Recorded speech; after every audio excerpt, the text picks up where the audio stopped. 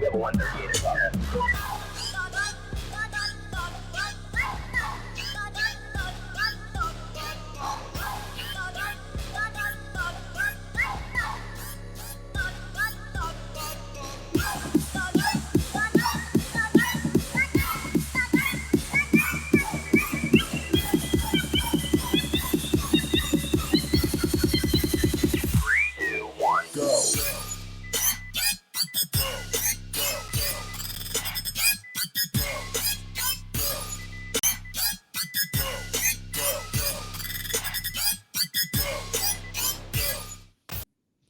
Hello, everybody. Welcome to the Paranormal Guyz.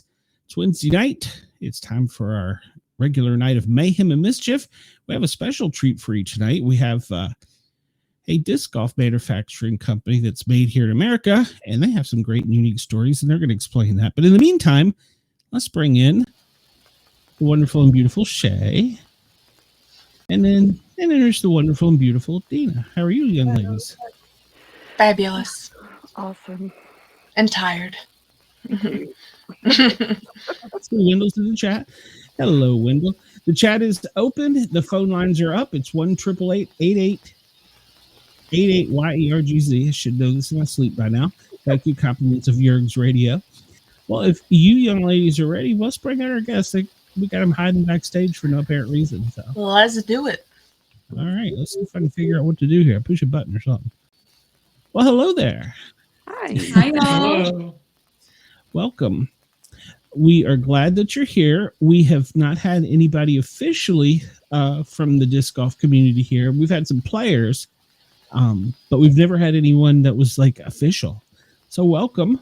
I picked you guys out of a herd of a million. No, because your backstory is it's a company made in America. It's a startup company. You two are kind of like living the American dream. So I want you to tell us first off how in the heck you started with disc golf, and then just tell us about yourself and everything that goes with it. Well, thanks so much for having us on. We really appreciate it. It's awesome to be here. Yes. You want to say your name? Yeah. Well, sorry, I'm Austin. I'm Macy, like the store. Austin, like the city. Yeah. Good to meet you all. Nice to meet y'all too. And yeah, disc golf. I mean, I got into disc golf first. I've been playing for about 5 years now, and I got into it when Macy and I moved down to San Diego, and shortly after getting married, found this group of guys that invited me out to go play disc golf with them. Like, as a good way to get to know each other, and I was pretty much hooked since the first time I played it. I liked playing golf growing up, but golf is really expensive and hard and time consuming and it's just difficult to make your sport. And then disc golf the rounds didn't take as long. It was way more affordable. It was, a good activity that you could do with friends or alone. And yeah, so I kind of just went all in to disc golf, and it became kind of my main sport that I did for the last 5 years.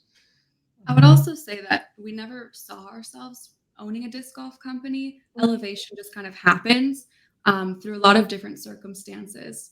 When we moved to San Diego, I was finishing grad school to be a psychologist, and Austin was a biomedical engineer at a medical manufacturing company, like a big engineering place. Yeah. I worked for BD first, and then I worked for Abbott until Elevation happened. And yeah, so yeah, basically, I graduated with a biomedical engineering degree. It was very hard to find a job, as it is in the world today. Yeah. So yeah, I had finally got a very entry level job while she was in school. We could, at least afford to live. And then I got a job at Abbott, and it was good. It was a legit job. I was a quality engineer for some of the stent delivery system manufacturing stuff.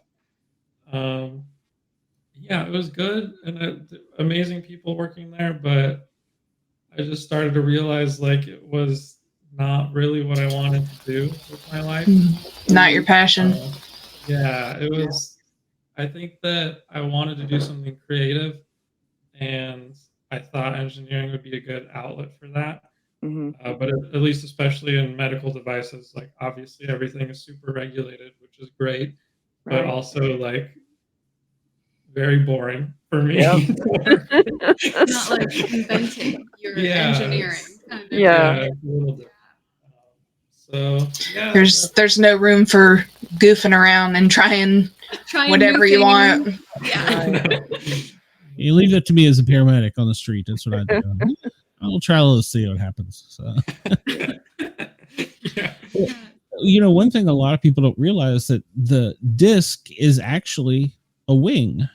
And so your degree in engineering Hmm. has to help out because a lot of people that I know that play, well, I won't say a lot, but a lot of people I know that are pilots love disc golf because of the different angles and stuff and different shape of the frisbee, different position of throwing it, and even speed, how it makes such a difference. So it's not like I don't know, a basketball. It's aerodynamic, but not in the same way. So Yeah. I mean, yeah, the disc, it kind of has like its own personality, and I feel like that's something that a lot of disc golfers could relate to. It's like you have this special connection with your disc because Mhm. when you throw it, like every single one, even if it's supposed to be the same, like they all, as soon as you release it, do something completely on their own that like you don't necessarily like you can control it as much as you can while you're holding the disc, but as soon as you let go, it's like the disc is going to do something. And Okay.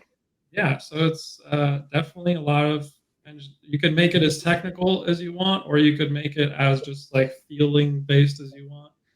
But yeah, definitely when you're designing them, like my engineering skills with like, I make all of the discs like in CAD and 3D print them to prototype them and stuff like that.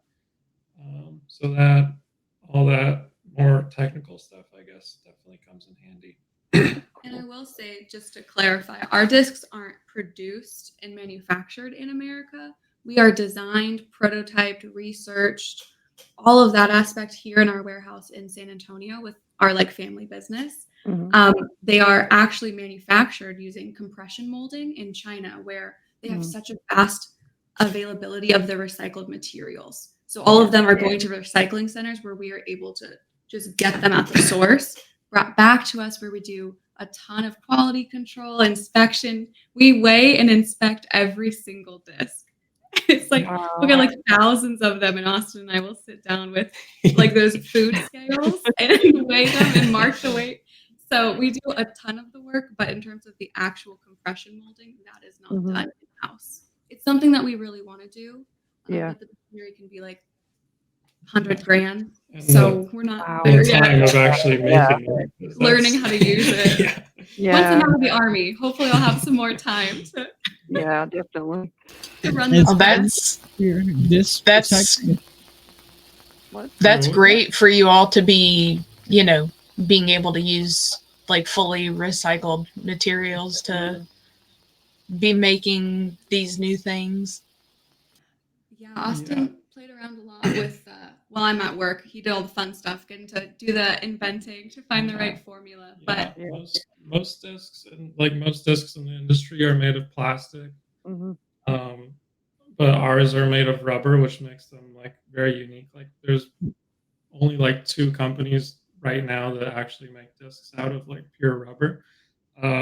So yeah, we were able to use like basically like rubber can't be recycled exactly the same way that plastic can be, but it's like basically like grind up product that was like thrown out from other manufacturing processes into like a powder, and then the powder gets like put into our discs with like some other like natural rubber. So it's just like kind of an amalgamation of stuff. But That's awesome. Does that make it more durable and longer lasting? The The recycled content, I would say, doesn't really impact those things, which in plastic it does. It actually makes things less durable. That's what I But meant. in rubber, I would say it's the same. Yeah, like Okay. plastic, like kind of deteriorates every Yeah. time you melt it down and stuff. But Right. yeah, rubber, since it's like ground up, it's kind of just a different situation. But yeah, the rubber in general makes them like be able to maintain their shape longer, Right. basically. Like because you in disc golf, you hit a bunch of trees Yeah. or the ground or like just Yes, you do. Mhm. yeah. I do Yeah. at least. I don't know about him, but I'm I'm hitting sure I everything. would. Depending on where you live, like every throw, you're gonna hit a tree. So Uh-huh. gotta be So- pretty durable. Would you say with them having this higher rubber content as compared to what it sounds like the majority of manufacturers using plastic, is that like, I guess like what I'm thinking is like affect the weight to make them easier or harder to throw? Because Oh, granted, well, I don't yeah. know a whole lot about disc golf, but I don't it either. just seems like it might make it heavier, but I don't know of the whole Yeah. chemical process and all that. Yeah, that is a good question. Weight is definitely a big factor and a factor that people look for. And that's why we weigh them Mhm. because people want to know how much they weigh.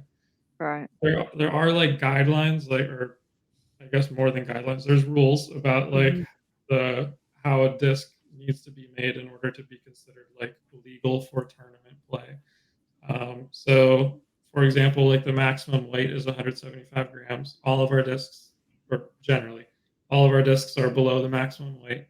But the material is like more dense than plastic. So there's Yeah. kind of like this weird thing where we have to use less volume basically Mhm. in our disc to make an appropriate weight. But yeah, as far as them being easier to throw, I guess the main advantage uh, with rubber discs. Yeah, sorry, I'm fidgety. We're Italian, and we just It's okay. gesticulate I'll a do little. that too. I am a talker Talk with the hands. Talk with I'm the just doing it hands. like kind of near the Go mic. ahead and just do like, it because I don't like it. Yeah, some of the people in the audience are saying you're cutting out a little bit. So yeah, try I'm to- thinking it's our gesticulation. Yeah, Oh, it may be. Sorry. can't help. It's part of my being. It's I'll okay. gesticulate lower. I'll gesticulate below the table. It's okay. Do it. It's all right. You're talking about Yeah, so the rubber, like basically, they're more flexible, and that basically makes it so there's less, I guess, action. Like when you hit a tree, it doesn't kick as far, or if you hit the ground, like it doesn't skip as far or roll. Because like if you've ever played frisbee, and maybe you Mhm. tried to throw it to your friend, but you threw it into the ground, and then it rolls like Yeah. 100 feet away from your friend, and they gotta, Yep. oh, why'd you throw it over there? So that happens in disc golf all the time. Like you hit the ground and it rolls, or it skips way far away from where you're aiming. So in that sense, a lot of beginners find good success because it's like you don't get as much of the random chance, like bad things happening. You if you threw a good shot, it stays a good shot. If you threw a bad shot, it's not as bad. So And yeah. I think that's so unique to rubber because plastic doesn't have the, I don't know, like the ability to absorb force the way that rubber Right. can. You know what I The mean? doesn't have the give that the rubber Yeah. does. Yes, totally I think different I would process. I would much rather use rubber. Mhm. Yeah. Yeah. It's also been great for like teaching kids or clinics or people with disabilities. A Mhm. lot of our fans and customers who are older and they struggle with arthritis or carpal tunnel find that that's an easier material, which Yeah. I try to cross stitch and I'm getting really bad carpal tunnel. So Yeah. I really love the rubber in my hands. Mhm. But it's great for kids. And anytime we get a disc that isn't perfectly able to be sold in the store, instead of Mhm. throwing them away, we send them out. We donate hundreds, if not thousands, of discs every wow. year to Oh, that's schools, awesome. nonprofits. A lot of like what Paul Macbeth Foundation is doing, where they're trying to promote disc golf internationally. So we just Yeah. sent them to Uganda. So it's just Oh, great to that's be able cool. to find innovative ways to reduce waste and improve communities, because That's disc awesome. golf is super inclusive, because it's not like Yeah. golf where it's like $80 to play around or Right. something, you know. Yeah. It's in public parks. It's pretty easy to have a disc or two and get on the Yeah. course. So I think it's a sport that we want to keep That's awesome. improving the inclusivity. Yeah, I love that you do that. That's great. we try. We do our little bit. Yeah. Could you Yeah. kind of explain the premise of like how disc golf works, like how a game works? Yeah. Yeah, for sure. So it's basically the rules of golf, where the objective is to go from one designated area, like the tee box, to the hole, which in disc golf terms is the basket, and get there in as few throws as possible. So you basically throw off the tee. Wherever it comes to rest, you throw your next shot from there. And then in the end, they have a basket, which is like, if you've been in a park with disc golf, you've probably seen some weird like chain Yeah, the capturing device with the little chains coming off of it. Yeah. So that's basically like, it was designed to where you can throw the disc into the chains and then it like gets pushed into the basket. And you just, try to do it in as few throws as possible.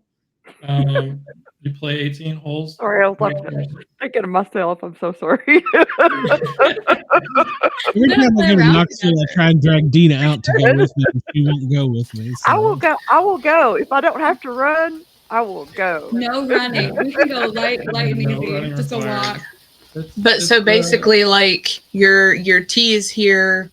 This is where you've got to make it. If you only make it like to here, then you move up to here to throw it again. Yep, you move up to it. Does that have like the same point system like golf does? Yeah, like they have like pars for every hole, and then if you get like one under par, it's a birdie. If you get one over par, it's a bogey, stuff like that. But If you're me, you get double bogeys. yeah, you get double bogeys, triple bogeys, as many bogeys as you want. You only get so many below par. And yeah, it's a sport to go along with like not wanting to run. It's a sport that you could get really serious about, and like there's a whole professional scene. People get paid good money for this, or you could literally, people are out like drinking during their round, like basically having a party while they're playing disc golf. So I'd pay to see a group of drunk people trying to throw that around. Yeah, it's hard sober, so I would not be a good candidate for that. But. It's been, I keep telling my wife, I found some property up in Tennessee, and I keep telling her, I was like, look, we can put a store here, and then we can make this area an 18-hole park. And she's like, I don't think that I'd do that. And so that's been one of my kind of dreams, is to do that. But I gotta get her out of Atlanta first. So, but Can we? Yeah, it is. Zip Go lines ahead. on there. You put what on there? Zip lines. Zip lines. We also need a really nasty, like weirdly discolored blue pond that we can have like little bumper boats. Oh no. Oh, that'd be fun. Those little paddle ones, the swans. Not all disc Yeah, float. that would work. I found that out the hard way. Not all disc floats. So. yeah, you gotta go diving for them sometimes. Yeah. If it's really special too. Yeah, Brenda in the chat asked about wheelchair access. I have seen that there are some courses that are going to start being wheelchair access. I think that's kind of cool. So Yeah, me too. Yeah, that's something that we've talked about actually building. Like one day, we have no money, but when we have money, building a course that helps people with a lot of different physical capabilities and needs be able to enjoy the sport. Because the great thing about disc golf is there's so many trees and hills and rocks and obstacles, but that's also such a downside when there's so many people in many different communities who want to enjoy the sport. But a lot of the cities and stuff, that's a lot of money to pour concrete and all. They don't want to do it. So yeah, you could probably one day. You could probably get a grant for that. Yeah, I feel like that that'd be great. Possibly. Yeah. Yeah, that was my idea. I wanted to have it like a joint private community park, and you know, see if you can get Grant and have them help you, because if you have a course, you got to maintain it.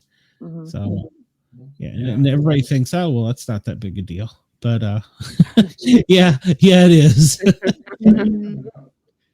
Yeah, and yeah, I guess to further expand on disc golf generally, there are a lot of disc golf courses in like public parks, and it's from people like that just love disc golf who, you know, go to their local government meetings and just, you know, be a proponent for it and convince them that it's a good idea to get it installed. And there's been a lot of communities, like small communities, that have built up a lot of like disc golf tourism industry and stuff like that. And yeah, it's cool. I mean, it's not like golf where you have to like completely level the whole countryside to like reestablish a course. Like it's just like you take a piece of nature and you just cut like a little bit of an opening for your disc to get through, and you know, it's nice. It's more natural, I guess.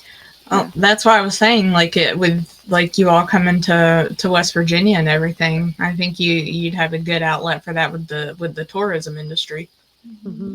Yeah, especially with I know the Burton families, the Seth Burton Memorial Disc Golf Course.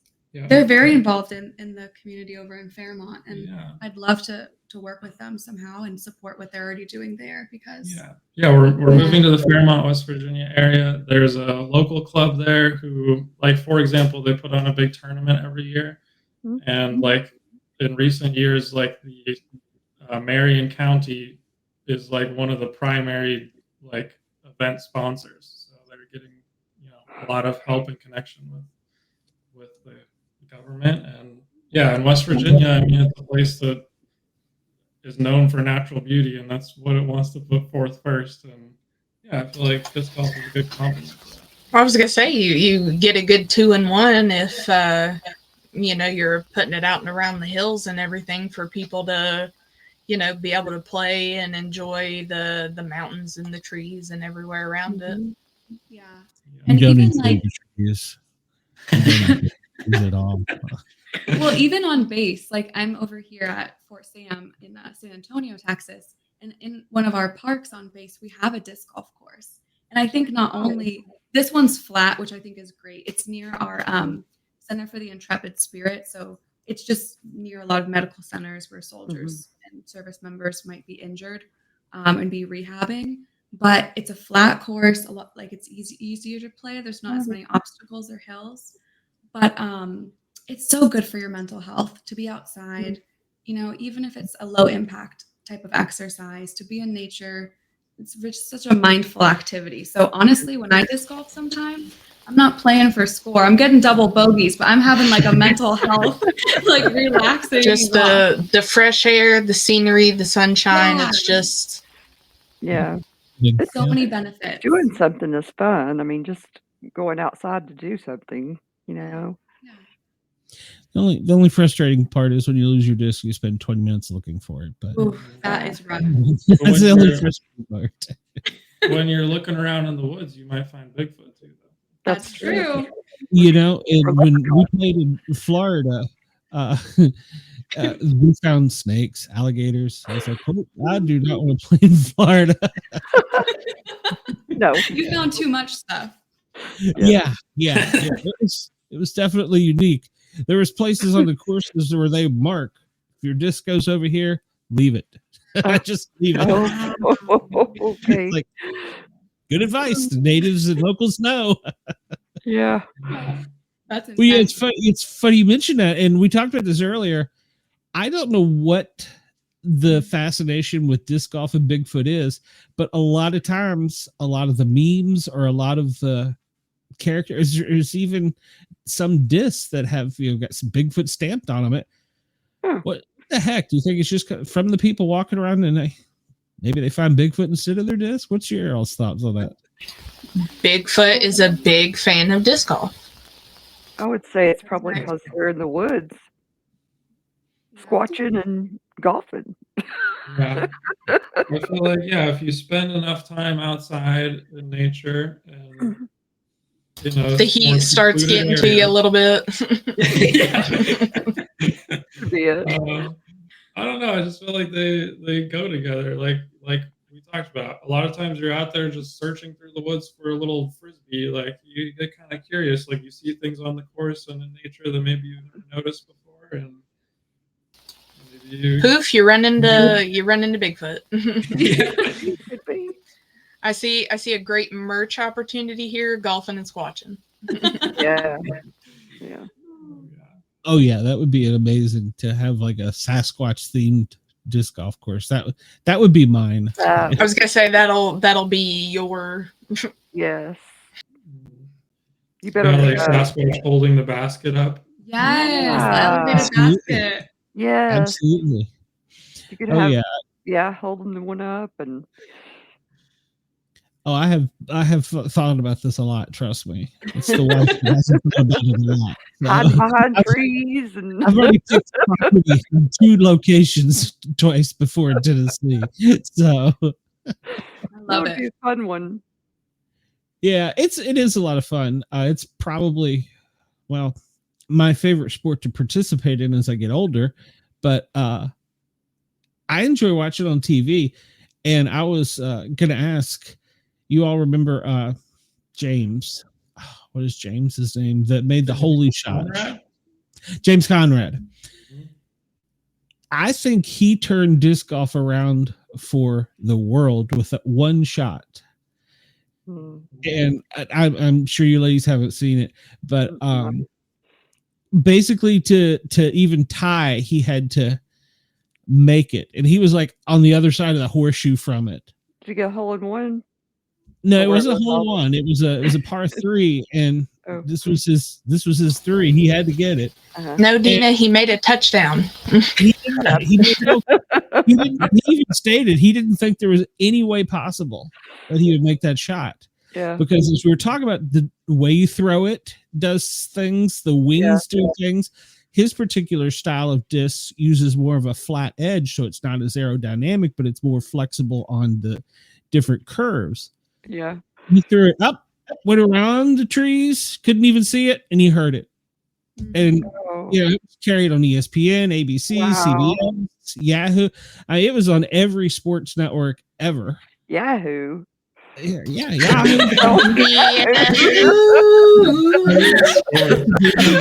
Back in the woods too long, all right? Be checking out that Oh, there my Yahoo. That's why Yahoo Sports. Come on now. But yeah, Yahoo. Let me go log into my Yahoo account. you log into your AOL. I'll log into my Yahoo. Yeah, Oh my Yahoo, goodness. whatever the hell you call it. But yeah, I mean, I think that changed it for everybody as far as, you know, first off, that disc became the most popular disc in the world. I know you guys are sitting here going, God, why couldn't that have been mine? But Yeah. I mean, I can't imagine the production because everybody wanted that disc. It's funny. And like you said, each disc, how do you say, it becomes your own. You beat it in, so to speak. So, and do you know he still is using that disc? Really? Yeah. Wow. That's great. And that's crazy, but he's been offered a lot of money for it. Oh. I bet. Run. So It can go up in value. Yeah, I think this they thing get is very oddly expensive. Yeah. Yeah. But yeah, I agree. I think that shot and like, you know, all the stuff that went into it, like what it meant, how hard it was. It's one of the things that like every good like sport that people watch needs, where it's like everybody who watches it can see how hard it was. Like everybody that watches it is like amazed by it. You know what I mean? Like it's obvious to you like how special it was. And I feel like that was a big moment for the sport. And yeah, I mean, professional disc golf, disc golf has only been around since like the 70s. It was invented by like hippies who were like into frisbee and you know stuff like that. Yeah, Steady Ed Hedrick and basically invented it, and he was a hippie and he was also an engineer. So boom, Perfect. there's disc golf. And so anyway, yeah, it's professional disc golf is definitely like blown up lately, and it's pretty cool. I think to have like a new sport become, I guess, like professionalized in like our current era, um, and like people have more of a say in like what it's going to be like and all that. And I think it's also awesome because disc golf has like a very strong community, also like rooting for all of the female players as well. Like it's like really cool to be into like female disc golf, which is like something that I guess is less common with sports, unfortunately. I was gonna ask, is it like a more male dominated sport like other things, or is it more like you've got more of a mix? Yeah, it's more male dominated, generally. But yeah, I guess like the discrepancy between like the professional side of things as far as male versus female, obviously it's hard, but I feel like there is like a big push to like make them as equal as possible. Like I know that they've had some of the biggest payout in like the previous biggest payout in disc golf history. Like they had like the winner of the female division and the male division like get paid out the same amount. Oh, that's cool.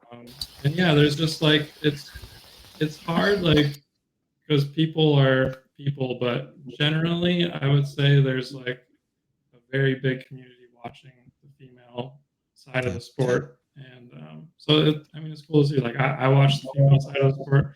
I have a friend, my cousin Eric, watches the female division and like barely watches the men's division. So it's just like, and I don't know, it's good to see like that sort of support. And I think maybe that's just a product of it becoming popular in today's age. Like now, do they do anything different in the female side of things than they do on the male? Because I know like I can't stand watching baseball. Sports just aren't my thing in general. But I guess with my niece is a really big softball player. And now I find watching like professional women's softball very, very interesting, but I just can't get into like baseball or anything like that. So is there anything that's done differently or? Not too differently. They, depending on like the length of the hole, they will like have like a tee for the men's division and a tee for the women's division. Okay.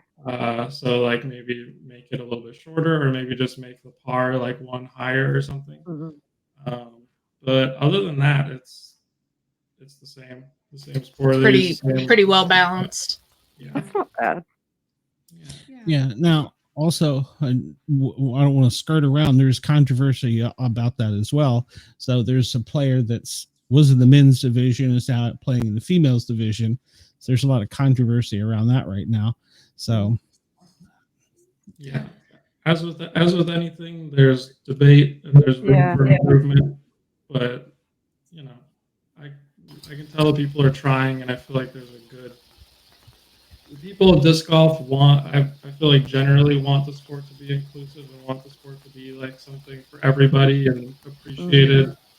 And I think a lot of the times it's like we're just here for the sports, man. Yeah, we're just here to see a good game. Yeah. I think with a lot of industries and sports and things, I want everyone to feel safe and be able to play the sport they love. And I think every type of sport, every athlete, whatever, is trying to figure out the best way to include everyone and make everyone. There's a way. I just don't think it's been figured out yet. It's above my pay grade, but I think the important thing is continuing the discussion and continuing. It is out there. Yeah. I don't think with disc golf it wouldn't make as much difference. I mean, read some of the news that a lot of the females feel like that they're losing money because of this. Oh well, maybe they are. I don't know. I mean, that would be a problem. Anatomy and physiology. I don't know if you're familiar with MMA, but we had Miranda Maverick on. She's flyweight 14th ranked in the country, and she went into a big thing on this about just the anatomy. She's also a psychologist, or she's a psychiatrist now. I can't remember. Psychiatrist. Yeah, she's got her double masters or something, and she boxes or fights. But but she's got to get that pent up rage out somewhere. She works for Hershey. How does she's a psychiatrist who works for You don't Hershey? know. You don't know. Hey, maybe the guys that make the resets are nuts. I don't know, but no, she went into a big thing about the anatomy and physiology and the difference of, just the arms. And she said even in her division, if she got a lower ranked person come in that had any experience, he'd probably kick her ass. And I was like, whoa, I was really surprised, but she went into it from the medical side. So, yeah. So she is very against it because she's in a, it's not a competitive sport. It's a contact sport. That's the words I'm looking for. So she is definitely against it. So, and I can't say to blame her. So, there's so many sides. There's so many iterations. And I think I'm just, I'm just really invested in learning more about how to be more informed and things that I haven't considered before, and continuing the conversation. Yeah. I mean, it's hard. Like somebody's gonna end up feeling hurt no matter what's decided. So it's that's true. One of those things. But I think as a whole, it's just great to see, the female division as it is in disc golf being, I don't know, like legitimized in a way. You know what I mean? Yeah. I think in some ways it's disenfranchised or seen as less than, and to have it feel inclusive and to feel representative. The sports trickled down to the collegiate level. There's disc golf teams that are sponsored by colleges. The SEC is actually probably one of the biggest, I think, supporters of it. So that's kind of cool. We sponsor the Texas A&M Disc Golf Club. Oh, that's not awesome. team, right? It's a club, but that's cool. A lot of them still have to be clubs that just do their own competitions. And I think are we already sponsoring Grand Canyon University, or are we just their club team? They have a club team that we've helped a little bit. Theirs is newer though. Yeah, I went to college there, and so the customers were like, "Oh, GCU, we have a club," and I was like, "Oh my gosh, that's so cool! What a small world, Yeah. And it's great. I keep looking in the Tennessee Volunteers store for disc golf shirts and stuff, but I even emailed them. Why don't you have something? Come on, you might be like this. They weren't bad, but nobody knew. But yeah, so. Now, do you get like as many? I mean, obviously you have like fans like very devoted to the sport, but do you see as many like crazy fans as like you see how like serious people take like football and stuff like that? I don't know. Football is pretty extreme, I feel like. Yeah. As far as fan craziness. It's kind of hard to stay in the woods. So. Yeah. I mean, disc golf is definitely an obsession for a lot of people, and not necessarily in a bad way, but it's like, and I've been guilty of it at times. Oh my goodness, so. We work all day disc golf, and then he's got the disc golf broadcast on, and then he's got disc golf podcast. And I'm like, honey, I just need, the living room is just filled with discs because that's what I need a break. I'm like, I just need a work-life balance, just like 5 minutes. Yeah. Once a week, she gets to come home, no disc golf, and she's just listening to her true crime podcasts all night. And just nothing. That's a true crime. So. Why not true crime? Because you don't have one. Oh. Yeah. It is like, I mean, I've got discs I just hang up on the wall because I think they're cool looking. And then I started out with, I think like, I don't know, some used ones from like Play It Again Sports, and a bag, and now I have to sit and think, all right, this one does this, because it's something else that we haven't really talked about. Is each disc actually by its weight and design has a different flight pattern. Most of them tend to go kind of straight and then drift off to the right. That's called a fade or a glide. And then there are some unless you throw backwards, which I end up hitting people in the head, but it will go to the left. So I haven't found a good one that would kind of go straight and go to the left. That one I haven't found yet. So I keep looking. I think it's me, but Probably. I was gonna say that sounds like it's a you problem. Yeah.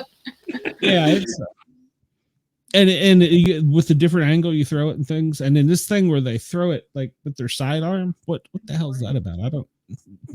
I'm with you on that. I could do that. Yeah, there's a lot of different ways to throw. The main ones are backhand, which is like what most people do when they throw a frisbee, Like a frisbee. something like that. And then they have a forehand or a sidearm is the same thing. I was like a different. Oh, wait a minute. You're saying this is It causes the disc to spin different. Yeah. If you throw it this way, it's spinning this way. If you throw it this way, it's spinning this way. Yeah. I was gonna say, because my first thought would be to like take it like this and just like. Well, now that's called a tomahawk. I've done Now, that. people do that, so you are allowed to do that. Yes. Yeah. Okay. You can even There's pretty much whatever you want. Oh. However, as long as you get it in the basket. Yeah, and well, as they were saying, with their rubber, which I like because a lot of the places that I've played, I'm probably pronouncing it wrong, and I looked it up earlier. Binks, correct? Mm-hmm. Okay, all right. So I like that one on my putt in because I know it's not going to go 8 miles further. If it hits the ground, it's going to stop. Well, of course, getting it there is still an art, but a lot of people don't think about, you don't want it to. Because when I played in Vermont, like I was telling you guys before, it would just like roll off the cliff, and you're like, Oh gosh. I gotta go get it. You're so mad. Yeah. And I think what gets lost sometimes in disc golf is you think like, there's so many things happening. Like we're outside, we have to get the disc to the basket, we have to pick the right disc. But when Austin used to rock climb, there's like betas. There's like certain paths that you take to get to where you're going, and they're very specific. You can use different holds, like in rock climbing to get to the top, right? And in disc golf, it's the same thing. You almost like have to know your beta. You have to have reasoning for why you're picking the disc, the material, with the conditions happening, where you are, like in the fairway, what obstacle you're footing. Like there's so much cognitive, like things happening, processes. It's not just like I'm gonna throw this disc. You have to actually think about it. Like there's very involved. Oh wow. Yeah. So I guess depending on like conditions and everything, you would probably have to have like a variety of ones to choose from based on like the wind, humidity, rain, whatever. A tree. Yeah. How far you are from the basket. If somebody's looking at you wrong. Yeah, that's right. Yeah. How weak you feel that day. Yeah. Yeah. How tired you are. Yeah. Yeah. You There's can play your neighborhood over and over, and it never be the same. Literally. Exactly. Yeah. There's a lot of creativity in it. Like that's part of the fun. It is a challenge. It's always a challenge because you're never going to be in the same spot twice. Yeah. And like 4 people teeing off on the same hole, it's very common to like have all 4 of them do something different. Like maybe one person goes forehand, one person goes backhand, one person goes over the tree, one person goes under the tree, and it's just like your preference, what the conditions are like, what shots you're best at, So it's I don't know, it's fun in that way where everyone kind of has their own little style. Yeah. I don't know. It's nice. That sounds fun. Well, listen, before we let you guys get out of here, we always ask if you've ever had any paranormal experiences. We saw Bigfoot on the disc golf course. That's kind of like our bread and butter, but that is our question we love to ask everybody because we get such unique stories. And the thing that we like is that these stories may not get told otherwise, because why would you go on a podcast? Does that make sense? Yeah. Yeah. That's great. Austin has a better one. I'm going to let him go first, and then I will just, I'll be the disappointment. Like the good news and then the bad news, Unless you want me to get mine over with first, but his is cool. It doesn't matter. Either one. Okay. Flip a coin. You all got to live with each other. Yeah, because yours is longer. Okay, yeah. I mean, it's been, I guess, a while since this has happened now. I I was like a senior in high school. I guess that's 10 years now. So it's been a while. So I'll try my best to recount it. Yeah, I during summer, senior year of high school, I went on like a mission trip with my sister and some friends to Haiti. We like stayed like with an orphanage and like hung out with the kids and like did little projects for them and like helped some of the women in the community, stuff like that. That's awesome. Yeah, so it was awesome. I don't know what your guys' experiences are with like traveling and stuff like that, but you know, Haiti, obviously a third world country, and like first of all, beautiful country, awesome people. But with a third world country, I feel like I guess a lot of the distractions of modern life are lesser, and there's still like a very strong connection to like spiritual happenings in the world. So yeah, so that's very interesting. You hear some incredible stories from people there, and so I guess mine. It was like the last night that we were staying there. We were sleeping in the orphanage and like the upstairs. We had like I was in the guys' room and then the girls were next door, like through across the wall or whatever. And while we were there, there was like a church nearby that we could hear. That was like every night we were there, they would like sing like worship songs and stuff at night. And the pastor who was like running the orphanage told us that they were doing that basically like to like bring positive energy into the world and like kind of ward off like evil spirits and stuff like that. And we remember like the last night we were there, it was like coming to be nighttime, and we like noticed that we like didn't hear them singing. Which at first we were like, okay, that's it's weird. They're not singing tonight, but whatever. Yeah. And so say that to preface what's about to happen. You haven't gotten to the start? All right. So anyway, I wake up in the middle of the night. I have food poisoning, which is basically probably the most haunting thing really that happened. Oh my goodness. So I wake up in the middle of the night and I go out my door, and like one of my friends from the girls' room had like just exited their room, right? And was like clearly distraught. So I like went over and asked like, what's going on? Like, we're in the middle of the night, this is weird. And so apparently what had happened was and these are people that I've trusted my whole life. We're Christians, but we're not like holy rollers. We're not used to like all the, intense stuff. More expressive. More expressive stuff. So this was a strange experience for us. But basically, like one of my friends had like felt like she had seen a little boy like from the orphanage standing by her bed for like at first she thought he was there. She tried to talk to him and like he wasn't responding. And then like she saw him like with black eyes like staring at her, and she like so I guess she got the impression like, okay, I don't know what I'm seeing, but I'm just going to pretend it's not there and keep trying to see. Not today, Satan. Oh, wait, kid. But, very natural response. Like, okay, maybe if I just ignore it, I don't have to worry about it.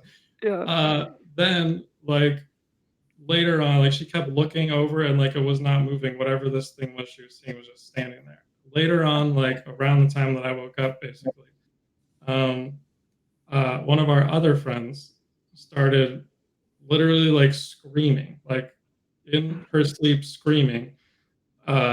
This friend gets up, like who was seeing the little boy all night, gets up and runs over to her and like tries to wake her up, like shake her awake, but she's like screaming and shouting like, get off me, get off me. And then another friend like across the room starts doing the exact same thing. And somebody needs to find that little boy's mama. Somebody needs to leave the girls alone. Yeah. That's probably not good idea. Yeah, the first girl apparently, like in her dream whatever this was state is able to like she like starts praying, I guess, and like is able to wake up and get up, and then she runs over to the other girl and like she's able to wake her up. And then like it turns out that they like when they recounted like what they were experiencing to each other, they were like experiencing the exact same thing. Like, they saw wow. like the same like being in their dream, like doing the same thing to them, like smothering them, holding them down. Oh gosh. Like they had like the exact same dream at the exact same time with the creepy like whatever demon boy thing. in the room seen by the other girl. That's so weird. Yeah, I would have been in the boys' room. Sounds like everything was good over Yeah, there. the boys we were chilling and still Yeah. Like, is it all right? Like, I'm gonna come hang out with y'all because Definitely. I just can't right now. Yeah, there's actually a thing about the black-eyed children, is what they're called. Yeah. Yes. They're usually not very good. I was gonna say, aren't they one of the ones too that you have to like invite inside? Well, yes. Well, I would say that may have happened because it was like we were in an orphanage, and like I'm pretty sure she saw the boy and thought like, hey, like what do you need? You know what I mean? Yeah. So I don't know if that counts as inviting. I need this pillow on your face. Yeah, if you listen to some of our guests, inviting them in could be as simple as having a welcome doormat. Yeah, wow. And I mean, it's gotten to, my wife has listened to so many of these shows. She's taken up our doormats. I don't blame her. I wouldn't want a visitation. I'm good. No.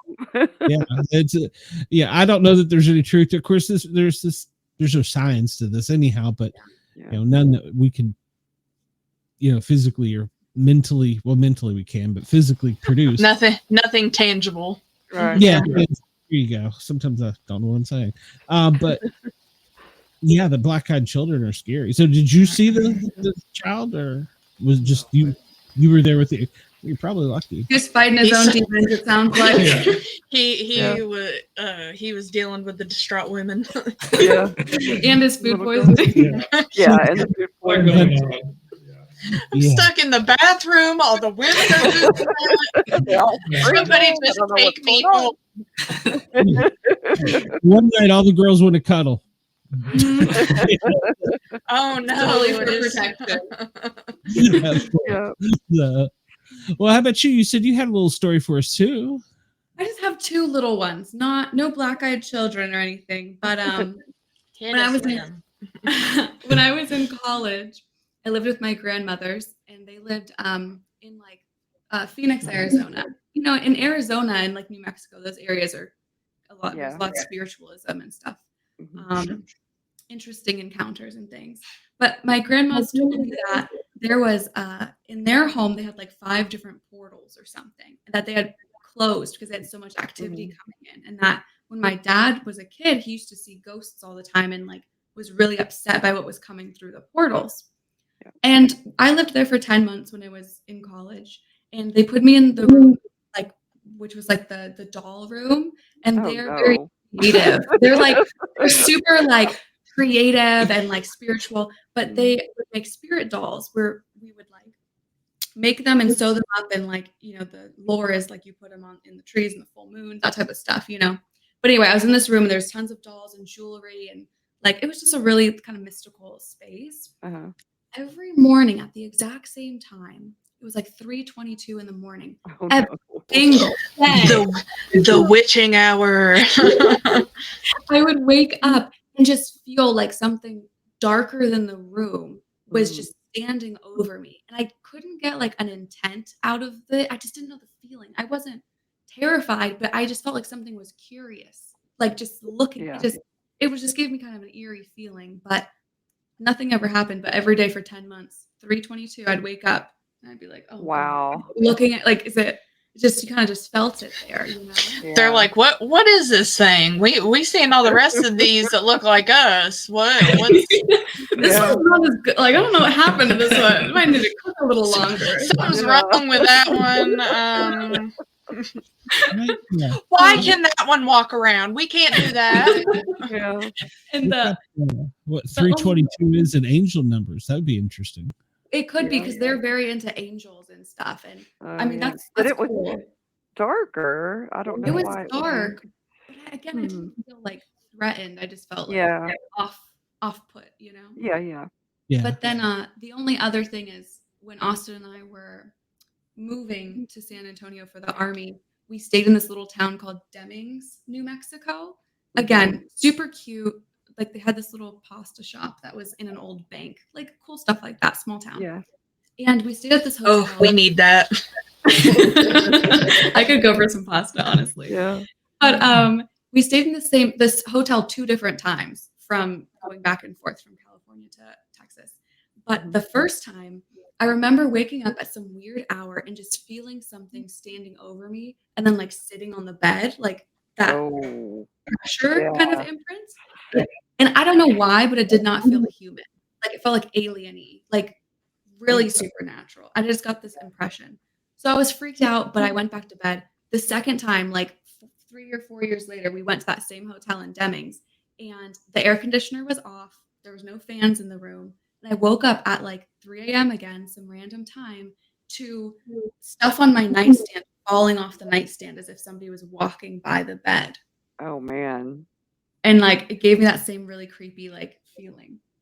But Austin didn't wake up. There's no, I didn't push the stuff off the nightstand. There was no airflow. I have no idea what it was, but that hotel in Demings, That's weird. at La Quinta or whatever it is.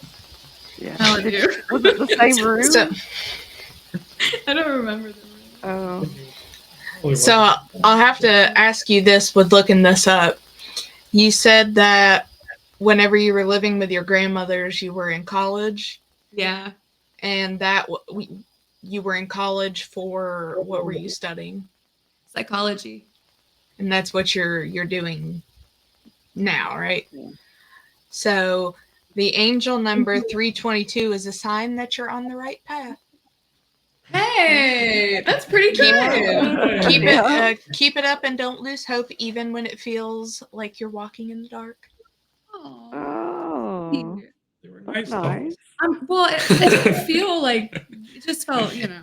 Yeah. And it's also a sign from above that you need to trust and believe in yourself and to have faith in your guardian angels and ascended masters. That's sweet. That's very much my Oh. grandmas. They're very into guardian Yeah. angels. Like that's very on brand. That's cool. Cool. That's cool. So Well, not listen. all super creepy dolls. Like I'll take no. I made one that was kind of cute. You know, my spirit doll was kind of cute. Well, I know we've kept you guys here for an hour, and I promise you we wouldn't keep you all night.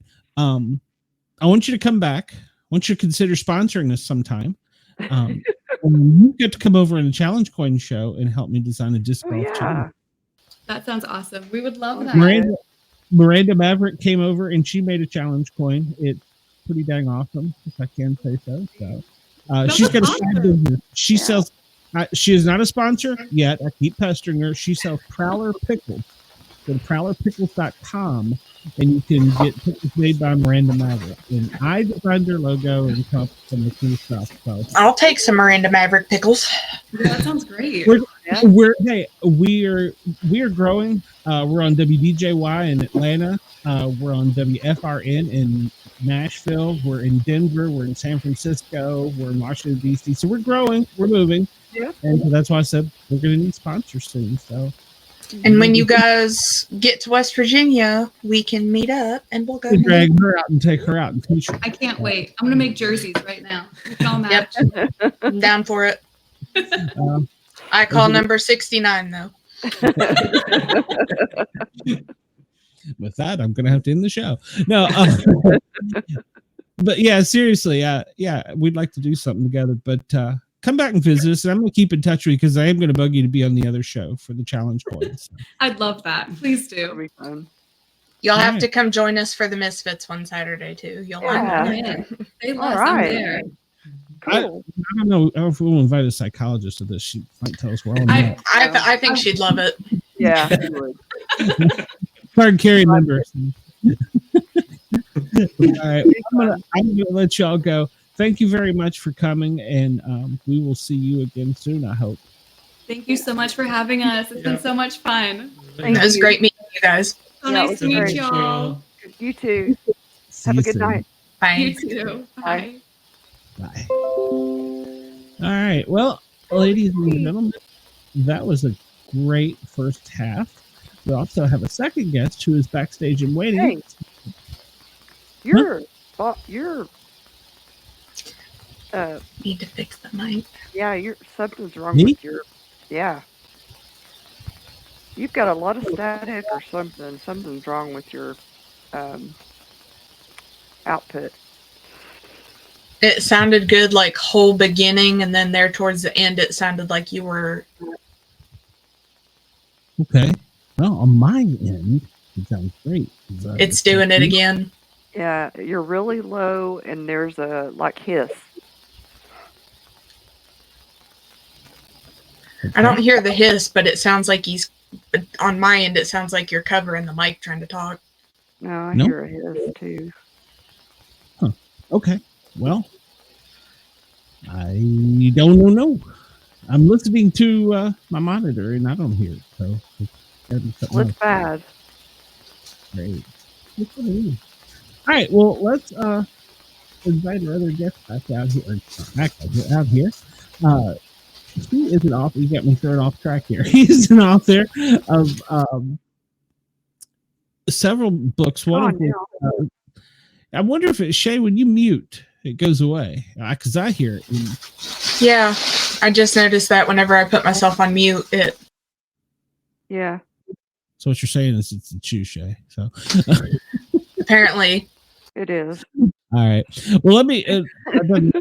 Heck, I'm just going to bring him out because I done lost my train of thought. Joseph, I'm sorry. Hi, how are you? How are you doing? Welcome to the show. Thank you. Please introduce yourself since I did such a horrible job. I just said you wrote some books and stuff. They got me thrown off because I hear a noise. I'm sorry. No worries at all. Thanks for having me. Nice to meet everybody over the phone or over the Zoom. My name is Joe Gioconda, and I've got some things to talk about that relate to my books, and then we can talk about some paranormal stuff too. But my background is I started out, I studied to be a Catholic priest for 4 years. I attended a seminary in New York, left that, did not become a priest. I eventually became a lawyer and an author. So I'm married, I have children, I have a secular life, and I have a law practice. I've been practicing law for about 27 years in New York and in Pennsylvania. And I started writing books about 10 years ago, non-academic books, novels. And my background on those is that it sort of came out of my interest in both church history, religion, the paranormal, and also the more salacious details about serial killers and things like that in history, not modern history, but medieval and ancient history, where serial killers and that kind of thing occurred just as much as today. It just wasn't called serial killing. It didn't have that name until modern times, really. I think until the 70s or 80s, somebody coined the term serial killer at the FBI. But there were people throughout history that today we would brand as serial killers, and some of them were in positions of power. And that's one of the first book I wrote is about. Okay, and which book was that? Because you've written like 6, haven't you? Yeah, several. So I'll tell you how it evolved. So the first book I wrote came out of my interest in church history relating to a guy from the 1400s, late 1400s, whose name was Heinrich Kramer, and he also went by the name Heinrich Instatoris. And this guy, who we would call him Henry, right? Heinrich means Henry. Henry was, by all accounts, completely evil and insane. But he believed what he was doing wholeheartedly was the right thing to do. And so he was stamping out witchcraft, right? The heresy of witchcraft, or at least that's what he claimed to be doing. And he wrote a book, which interestingly I read about, is the best-selling book of all time in human history. It was more best-selling than the Bible. And Wow. it's called The Hammer of Witches. That's the translation. In German, it was called Hexenhammer. And in Latin, it's called the Malleus Maleficarum, the Hammer of Witches. And what it was I feel like I just recently heard about that. It's been referenced in a lot of things. It was referenced in the Pope's Exorcist. It was mentioned in that movie. It was mentioned in the Da Vinci Code. Where in the Da Vinci Code? It's mentioned by Sir Teabing when he is talking to them, and he says the bloodiest book ever written, the Malleus was from the Hammer of Witches. Okay. And so he mentions it. It's also mentioned at length in the Pope's Exorcist, and with Russell Crowe mentioned in that too. So the Malleus Maleficarum is a book that is ostensibly a handbook for stamping out witchcraft. And it was written by this guy, Henry Instantoris. So I sat down one day, having heard about it and my interest in church history and all of that. I sat down and I read a translation of it into English. And the first thing I noticed was, for a guy who was supposedly very anti-witchcraft and anti-occult, he was giving a lot of information and details about how to practice witchcraft. So it was odd because he was a churchman, right? He was a priest, and he was killing these women mostly, and he was killing these women for practicing witchcraft. And then he would gather the information about how witchcraft was supposedly done, but handing them the information on a silver platter. Exactly. And then that book that he wrote, containing all of these spells and incantations and herbal mixtures and descriptions of how to practice witchcraft, he then published and distributed throughout all of the church. So they said it was more popular than the Bible in the Middle Ages, because people knew the Bible. The Bible was sort of old news. And when they got this book that was all about how do you tell a witch does this, this, and this, it was better than watching a movie back then, right? It was like, read it to us again. We want to hear these stories about what the witches are doing. Was that listed under like one of the most evil books in like American history or in history? I was gonna say, I watched a short video not too long ago of them talking about that, and it sounded familiar. I'm sure it was in there, because the book itself, supposedly, if you believe historians, led to possibly millions of deaths, because it ended up in the possession of people like in Salem, Massachusetts, right? It was written in the 1400s. That's what I was going to ask. Salem, yeah. And so you had people like in modern age, well, modern, but the Salem age, right, 200 years later, reading these books, and they were influenced by it. And remember, they weren't even Catholic. So you had this book being written by a Catholic prelate, and he's publishing it and distributing it throughout the world, and it ends up in the hands of people in America, or what would become America, in Salem, Massachusetts, 200 years later, who were Protestant. So his influence was far, far greater than just the church. And it was even used by secular officials, by magistrates and so forth, to torture people and get confessions from them. So anyway, the Malleus Maleficarum fascinated me, because I started thinking, why would a guy who, he's crazy, obviously, and that's one way to just write him off and say he's crazy, but why would he write such a detailed book and then publish it and then kill millions of people?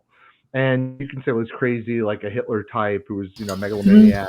Ulterior motives. Yeah, that's where I wrote my book. Is I started playing with, what if the guy himself was part of something deeper and darker in the church? What if he was part of a cult inside the church, which is entirely plausible these days, right? That there was a sort of fifth column in the Catholic Church at the time that was doing satanic rituals or something like that. And so I wrote the novel with as much as much truthful and accurate history as I could possibly find. I spent 10 years researching this book. Oh, wow. Okay. Yeah, I hired researchers because I couldn't translate anything. I did know Latin from the seminary, so I could read some of the Latin, but I hired researchers. I went to Europe several times, went to the places where this occurred in Europe, in various places, and I spent a lot of time looking at the source material and trying to understand what I could about this guy Henry. And there was very little written about him. I spoke to the 2 or 3 scholars in the world. One is at Harvard who translated his book most recently, and I talked to him and I said, "What's your theory on this guy?" You know, and his theory was that he wasn't insane by modern standards. He was insane, but he was more of a zealot by medieval standards. But we couldn't really explain why his books contained all of this, blasphemy and witchcraft if he was a zealot. So, nobody knows. So my book follows the story based entirely on truth throughout this timeline, where I put in a fictional character who's a seminarian, which I identified with as someone who's studying. And this guy, Heinrich, sends him out on a fact-finding mission throughout Europe. And in reality, what he's doing in the book is he's gathering information on witches so that he could kill them, because they are his sacrifices. They are his targets. So I don't want to give spoilers away for anybody who wants to read the book, but the Pope. That's the Pope's butcher, right? That's the Pope's butcher, right? Funny footnote to that story. A couple of years ago, I was in Rome on a totally unrelated business trip. And I brought a copy of the book with me, and I thought it would be kind of cool to take a picture of myself holding it in front of the Vatican, right? In modern times. So I did that. I stood in front of St. Peter's and I held it up, and I was detained by the police. The police, wow. the Vatican authorities. Somebody spotted the book and the title, and they grabbed me and they questioned me, and they said, "That's a very violent sounding book. Why would you bring that to the Vatican? Something called violent sounding. Who are you? What are you doing with this book? And who are you?" And I explained to them that I'm an author and an American and a lawyer, and they detained me. They ran my passport through whatever, Interpol. They checked me out, and eventually they said, "All right, take that. Don't come back here. Out of here. Don't come back." Yeah, it's not. This is not something. And at the time, I found it amusing at first, but then I started thinking about, from their perspective, the church, this isn't really something that they want to be associated with. Exactly.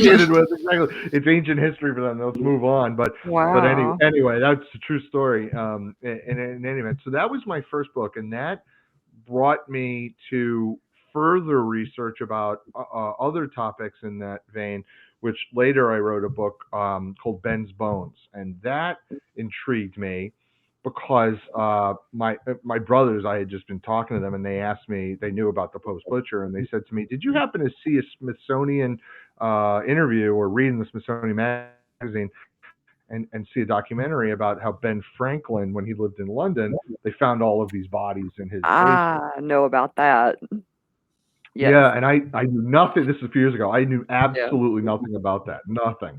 And so I started reading about it, and I found that it was, in fact, 100% true. That when Ben Franklin was at the time, he was the Pennsylvania diplomat. He wasn't yet on behalf of all the colonies. He was a diplomat from Pennsylvania to the crown, and he was in King George's court in it was like 1760s, late 1760s, before the Revolution. And his wife stayed back in Pennsylvania. She didn't like to travel, and so he lived in this row house, this fairly modest row house on Craven Street in London. So he ended up sort of shacking up there, and he became very friendly with the woman who owned it. Some people think they had an affair. With Ben Franklin, anything's possible. But he later on became very friendly, but in a platonic way, with her daughter Polly. And what's fascinating about Polly, she's a sort of book in her own right, is that Polly ended up coming to the United States and becoming essentially his surrogate daughter she was with him when he died in Philadelphia much later. And it turns out, as pure coincidence, she's buried not far from where I live in Buck County, Pennsylvania. She's buried in a small churchyard in Bristol, which is, it's just all kind of bizarrely coincidental. But when he lived in London, Polly was his surrogate daughter, and Polly married a man. This is all 100% true. This is all historical fact.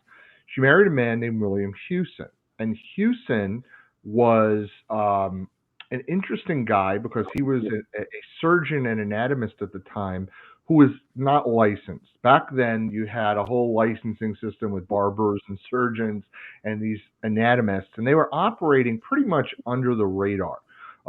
They weren't sanctioned by any kind of legitimate authority. The government was sort of looking the other way as medicine was starting. And what they would do is they would steal bodies. They would go and they would dig up corpses, freshly buried corpses from churchyards. They would sometimes steal bodies from hospitals at the time, and sometimes, in some rare circumstances, they killed people, and they would kill these people, and they would ferry their bodies off in the middle of the night from the cemetery into their basement, and then they would invite medical students who would pay money to see them do autopsies on these bodies. And it's giving me Sleepy Hollow vibes. Yeah, seriously. That's right, exactly. And this guy Hewson was a brilliant anatomist and, early doctor, young doctor. And he was studying under some other surgeons at the time who were doing the same thing. And they were making a lot of money, interestingly, because medical schools didn't really have very good teaching. Their training was pretty limited. They would work on animals, dissect a pig or a dog or something, but then they would have to go and work on people. And so it wasn't really that effective. So what these guys would do is they would charge some money, and these doctors at night, it was literally like in the middle of the night, go and they'd light candles and they would operate on these corpses, dissect them, and then they would learn and they'd become better doctors, right? Yeah. But at the end of the night, once they're done cutting these bodies up, the guy running the anatomy school has to do something with them, and they can't bring them exactly back outside and put them in the cemetery, right? The body's gone missing from the tomb. And so what this guy Hewson started doing is digging a hole in Ben Franklin's basement and just dumping the bodies in there. And we're talking dozens of bodies, right? Not one or two. We're talking dozens. And as if he didn't already have enough to worry about. Right. Yeah, seriously.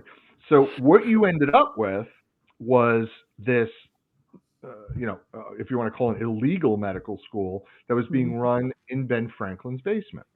And the bodies were piling up right under Ben Franklin's nose while he lived there. Yeah. So in doing my research about this, one of the things that was really fun is I tracked down Dr. Hewson's descendant, who is a doctor who's a doctor in Philadelphia at Children's Hospital of Philadelphia. And she has things that were handed down in her family from Ben Franklin to Polly and Dr. Hewson, which then made their way to Melissa, to Dr. Hewson. Wow. Yeah, really cool. And if you go to the Ben Franklin Museum right now in Philadelphia, you can see that a lot of the things that were in there relate to Polly because Polly, the wife of Dr. Hewson, donated them. And so the question I asked Dr. Hewson, Melissa Hewson, the descendant, was, look, your great-great-great-grandfather lived with Ben Franklin. Your great-great-great-grandmother lived with Ben Franklin. They were doing these things in the basement. Could Ben Franklin not have known? And she said, absolutely not. If you're a doctor today even, and you're operating on corpses in your basement, okay, there's no way Ben Franklin couldn't have known. I was going to say, how did he not notice all these bodies piling up in his basement? Exactly. And this was like a regular thing. It didn't happen once. It happened dozens and dozens of times. So that leads to the real question that I asked, the hypothetical that no one had ever really researched before, is what was Ben Franklin's role in all this? Was he just looking the other way? Yeah, like was he? Yeah. Because remember, he was a scientist. He was a polymath. But he was a shady character. And so I started digging really deep and found so much fascinating stuff, all true, about how Ben Franklin was involved in secret societies, including the Freemasons. He was the highest ranking at that time, or one of the highest ranking. And he was in these lodges with the Houston doctor and some of the other high-ranking doctors at the time. So what I postulated, I mean, we'll never know for sure because it was all in secret societies, but what I postulated was that all of these disputes that were happening between the doctors and the other surgeons and the body thefts and all the other things going on, including murders, were being resolved hush-hush very quietly in the secret Masonic lodges. And there's some evidence to suggest that, for example, I found that there were notes in a mediation between Dr. Houston and another surgeon who claimed that Dr. Houston was stealing bodies from him. So they were actually having disputes between the surgeons, the senior surgeons, and that Quit stealing my bodies, sir. Yeah, yeah, exactly. And then he was arguing that was, a crime. And one of the things they did, again, these sort of very powerful men at the time, is they made it so that, believe it or not, this shocked me, and it's 100% true, that stealing bodies was not a crime at the time. Oh, they wow. made it so that they said, well, as a public law matter, it's not a theft to steal a body because no one's hurt, right? The person's dead. Their body's not the property of the family anymore. Once they're in the grave, they're, returned to dust, whatever. No, anybody could take them. Wouldn't they be state property at that point then? The state didn't care, so maybe the state didn't care. And in fact, if they're paying off the state too, and they're in their meetings, so they're like, well, you're giving us money. Yeah, they are the state. That's exactly right. We're just going to look the other way. If you go to England or Scotland today, you see things called mort safes, which are over some tombs. They put these cages, and they look like they're trying to keep the vampire in the grave. No, that was to keep the grave robbers out. Exactly right. It was a major industry at the time, and they said that it got so bad that what people were doing, I put this all in the book as a story, a narrative. So people were hiring these private detectives, these private constables that would go after them, and they would track them down, and they would basically apprehend them in private justice and then bring them to justice, because that was another thing you could do. But what I just found so fascinating was that guys like John Hunter, who was a major figure to this day in Scotland, a major surgeon, he was at the time a millionaire, and he ran one of these schools in competition with the Houstons, and he was just not even bothering with waiting until the bodies were in the ground. He would go to the gallows right after hanging at Tyburn. That one's mine.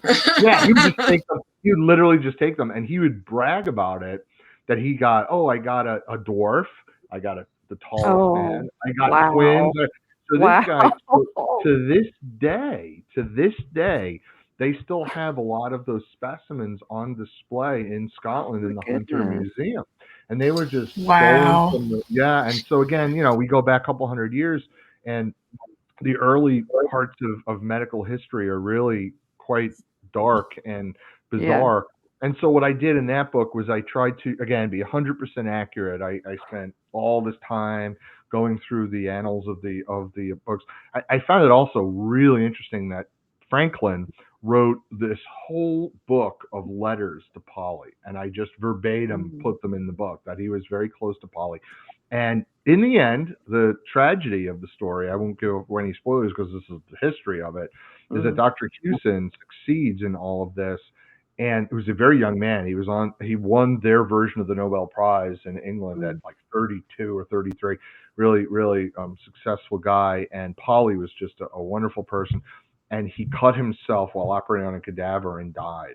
Oh, and so his trajectory ended very quickly. So Ben Franklin took over, as Polly's, caretaker.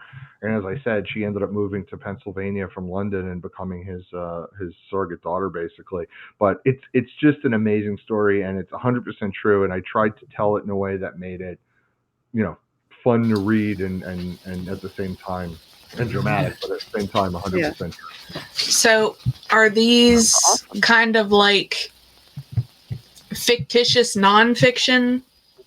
Yeah, so I would describe that as right. I would describe it as historical fiction that I took great care to try to be as accurate as possible about. A lot of historical fiction writers take great liberties and anachronisms and stuff, and maybe it's my background as a lawyer that I tried to be as careful as I could, and maybe to a fault. I at the same time, I think the danger when you're a historical fiction writer is you want it to be at the same time as accurate. You want it to be interesting, and so you have to. You do so have to color it up fantastical to a point. Yeah, to a point. So I hope people like it, but then my third book is very different. My third book, this is kind of, I think, maybe more up the alley of your listeners and viewers. So this book came to me. It's called Salem's Ropes, and this book literally came to me in a dream. Okay, I had a dream. Yeah, and I Those woke are the best up. kind. It was amazing, and I had been to this location. You guys probably know it as it's Allison's house from Hocus Pocus. It's a house in Salem, Massachusetts. Okay, it's called the Ropes Mansion, and the Ropes Mansion is named that because the guy who owned it was the Ropes family. And I had seen this house in the movies. I had seen it in person as a tourist. But I woke up one morning and I had this incredibly vivid dream about that house and the whole narrative, a whole fictional narrative around that house about its history and about a modern family that moves in and all the experiences they have. And I jumped on my computer. I wrote it down. I said, I got to, and I sent it in an email. I said, I got to have a record of this because it's one of those things where I couldn't have made it up if I tried. Yeah. So it was just an interesting story. And again, it was based on some truth about the house, and then the rest of it was fictionalized. And so the book that I eventually wrote, called Salem's Ropes, is almost identical to the dream I had, and it is about tied to the historical reality of this house, which as I researched the Ropes Mansion, turns out to be an absolutely fascinating real story. It was a house that was built in 1720, one of the oldest places in Salem that's still around, and people love this house. It's a beautiful white, looks sort of like a White House, but it's really beautiful. And the Ropes Mansion, they don't know exactly what role it played, the property played in the Salem witch trials. But if you go to Salem, if you've been to Salem, it's right where the witch trials were. It's like right near the square there in the middle of Salem where they have the church and the museum and the statues. It's right there. And as I did the research, I found that this house and garden, which is an extraordinary garden, may have had some connection to Tituba. And Tituba was the slave that was the catalyst. If you watch, for example, the anything modern about that, the Crucible, for example. Yeah, I was going to say the Crucible. Crucible, yeah. So she was, in reality, she was the slave, the servant, who allegedly taught witchcraft to the girls. And she got them all excitable, and then the mass hysteria that followed. And Tituba, in, again, real life here, was put on trial and ultimately was put in jail, but was never killed. For whatever reason, the witches that were hanged by the Salem and the others who were crushed by rocks, they were killed. They were locals, right? Tituba was from Barbados, and she was a slave. And one can hypothesize that one of the reasons might have been she was somebody's property, and the way they looked at it was, punishing a person versus killing a slave is like, for their perspective, like killing a horse or something. They didn't think like we do. So anyway, Tituba goes to jail. Someone buys her, pays her bail, and she disappears. We know nothing more about her in the history books. So I wrote about was, what if she had some connection to this house and this garden, and because we don't know. And so the story follows a modern family who buy the house. Now, the house currently, in reality, is a museum, and you can go on tours, public tours during the weekend. I encourage people to see it because it is haunted. I believe it is reportedly haunted, and it's reportedly been haunted. I thought this was interesting. People wrote about hauntings they experienced in the house 200 years ago. So in other words, it's not like only modern people are saying, "Oh, it's haunted." People in the Victorian era were complaining about the ghosts from the 1700s. So there's something about that house, and if you go into it, you'll see what I mean. It's got a certain vibe about it, and its location is just extraordinary in the middle of Salem. But that Salem's Ropes is about the story of that house and how it has played a role throughout the centuries, again, based on truth, of some really inexplicable deaths. For example, one of the Rope sisters who lived in it in the Victorian era caught fire.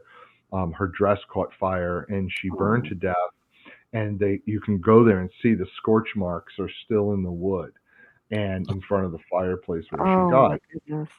Extraordinary. And people claim to this day that they see her walking in the garden, and people will say to the docents, the volunteers, why is someone dressed up like that? Or is it a reenactment or something? And they say there's nobody dressed like anything.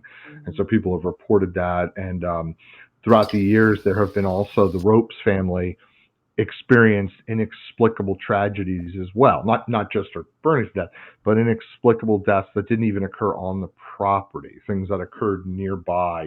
People getting stampeded by a horse. Really weird deaths, suicides. People going off to war and being killed at war, and their spirits being seen later on the streets of Salem, walking around. Really creepy stories. So the Ropes Mansion factors in the book, but again, like my other books, I tried to weave as much historical fact as I could into it.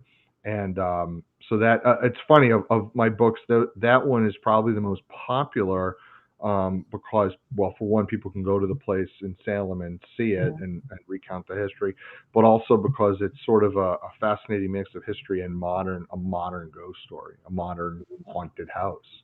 Yeah. And one you can visit, and actually see. Well, and if you were a big fan, of Hocus Pocus as well, it adds another little.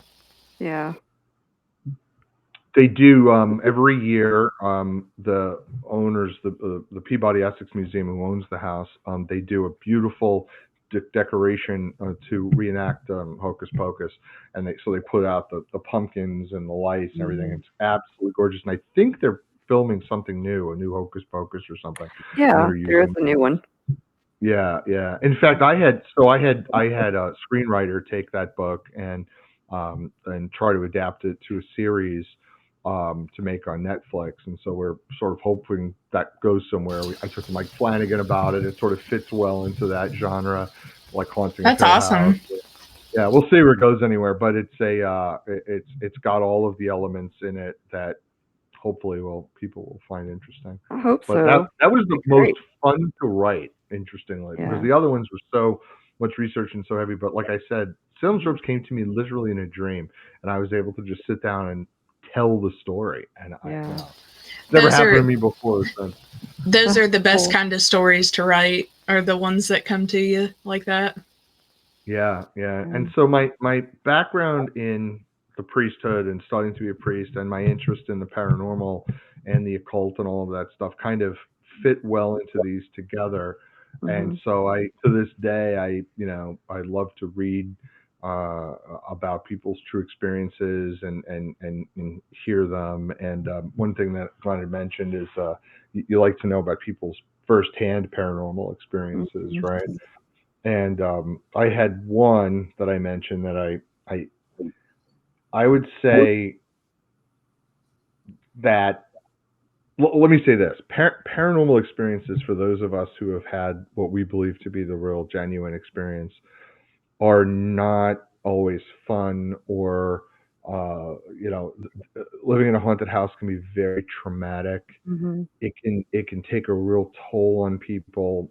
It is not for the light of heart. The movies are one thing, and you watch the movie, and when the movie's over, you can turn it off, right? When the show's over, you turn it off, and you go back to your house, and you can worry about feeding the cat and getting the kids off to school. But people who have ongoing experiences with the paranormal will tell you that things can feel very wrong, and it can really affect your mental health and your physical health. And experiencing these things firsthand is not, once the novelty wears off, like the first time, wow, that's a ghost, you start feeling really uncomfortable and wish it would just go away, and you wish you could turn the television off. And it's saying annoying to a point too. If you're just like, come on, this has been the sixth time this week. Come on. Yeah. Well, so what I had, the experience I had was much more intense than that, though, and thankfully it wasn't something like where I live. But I had gone to an investigation, a paranormal investigation, at a place where they this store, it's actually a real store that buys and sells haunted and cursed objects. And it's in New Hope, Pennsylvania, if anybody ever gets a chance to visit. It's called the Creeper Gallery. Absolutely fascinating place. And it's been investigated a million times. And what they do at the Creeper Gallery is they collect items that range from real human skeletons and things like that to objects that are supposedly cursed to murder weapons, things that people have worn when they were killed, dark stuff. I'm gonna say, are we talking like Ed and Lorraine Warren museum kind of thing? Precisely. And in fact, I think one of the items they had, or two of the items they had, came from Ed and Lorraine's museum. It was something that was used by Ed and Lorraine in an exorcism. So yeah, it's exactly like that. But the items are for sale, which is really interesting. So you can walk in, and theoretically, if you wanted, you could take a Dybbuk box home with you, or no. Yeah. People do. I saw a guy walk in. It's fascinating. Yeah, this guy walked in, and he was a young computer programmer from Philadelphia, and he well dressed, a lot of money, beautiful car, walks in, plops down a lot of money, and walks out with a cursed item. And I said to him, "Why? You are nuts." And he said, "I'm bringing it back to my apartment, and I have several other objects too, and I like to have the energy swirling around me, and I like the fact that they interact." Are you a psycho? Scary. No. I was blown away. I watched a lot of stuff on especially when it comes to like the Dybbuk boxes. I'm like, no, that's something I will not go within any radius of. That scares the crap out of me. Yeah, it kind of blew my mind. And I had been in the store a few times and always felt vibes from the stuff, and you can't not feel it, That just seems extremely reckless, though, to just be selling somebody and potentially. It does. Well, Donna, who owns the store, she is a very strong woman, and her view of it is she's very transparent and candid with people about what it is they're getting. Right? No one's getting anything by mistake. Yeah. So you go there with sort of knowing what you're getting, and knowing what you want, and you're paying a lot of money for it, and all the warnings and comes with it, and it's like, you take this, it's yours, you own it. Okay, I'd be like, we're not taking it back. Here's the waiver, you're signing it. Pretty much. And these, what you're potentially getting yourself into. And some of these collectors, they're most of the collectors are return customers. They buy the stuff and they take it home and they want more.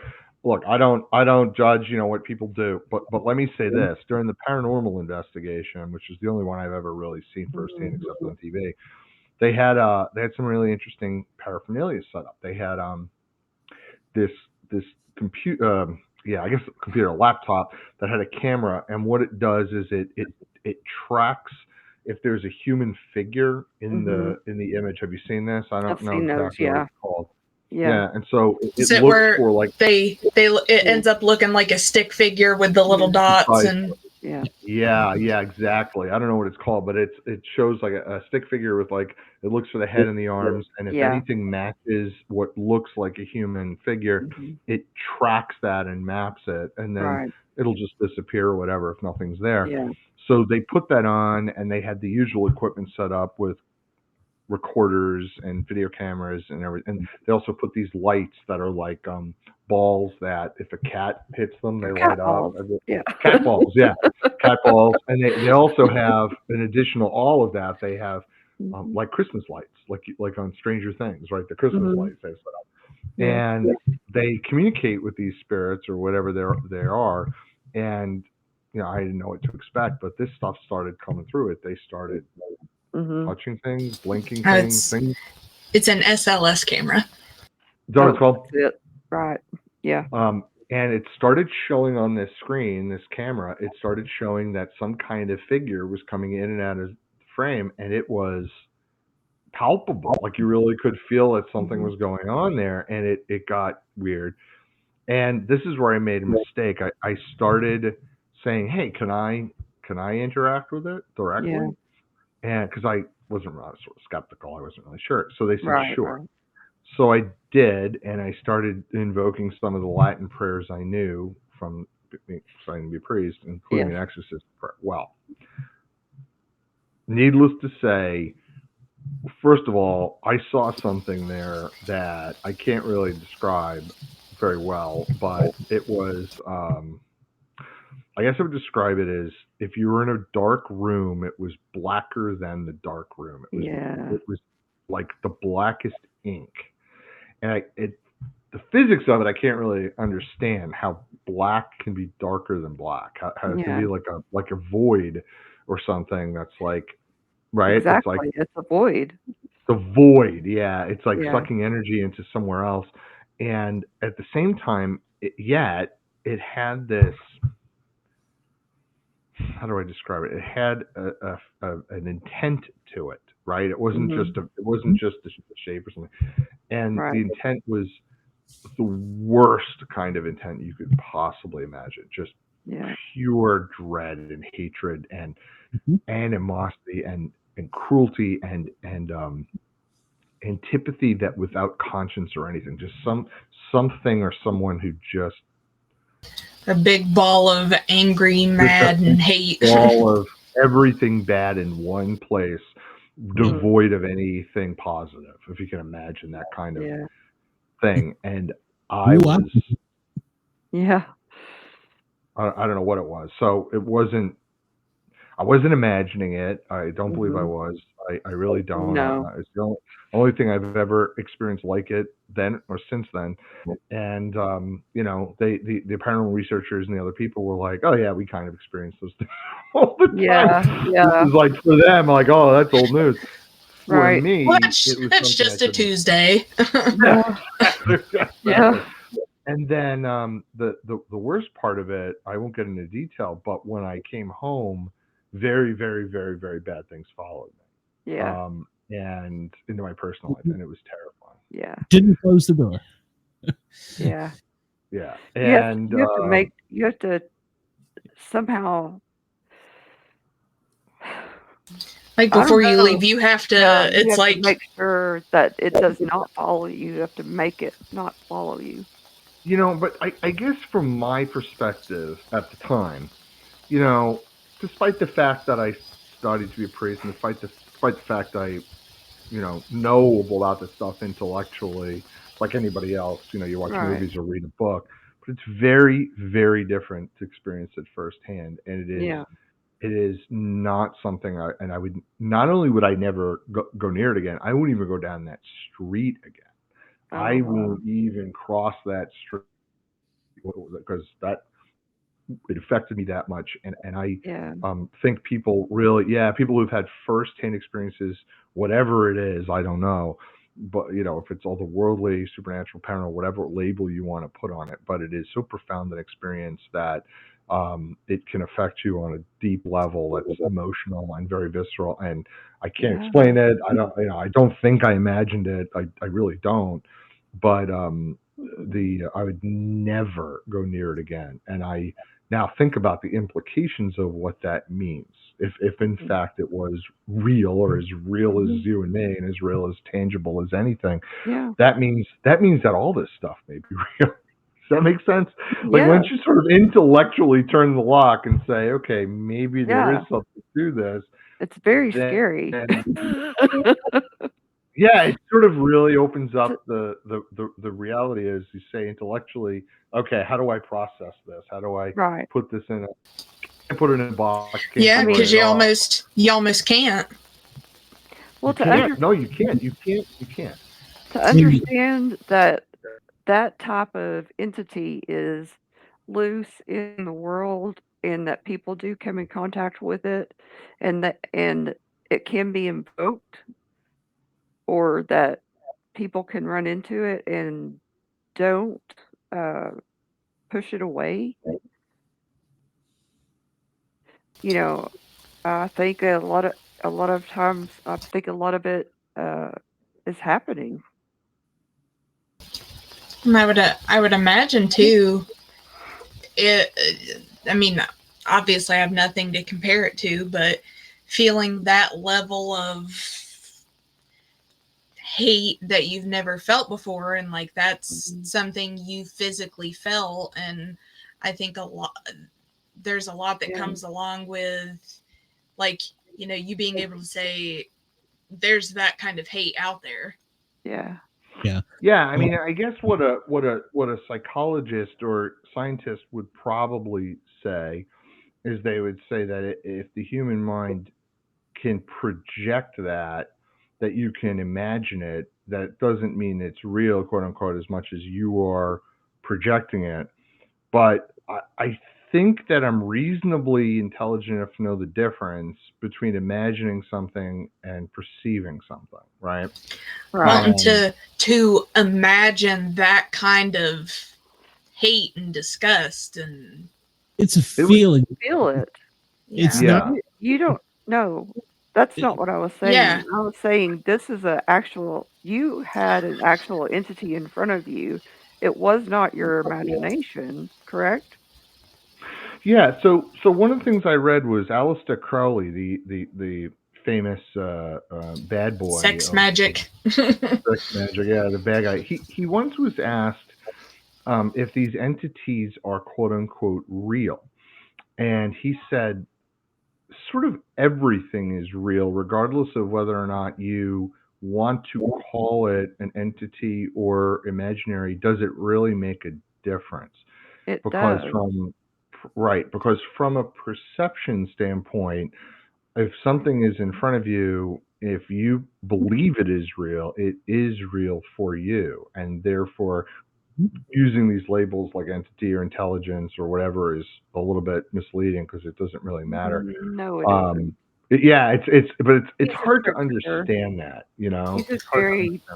He's a and I think too, you was kind of the point I was trying to make of, like, you know, if you've never, you know, experienced, you know, that before, I don't think that you can just be pulling that out of nowhere.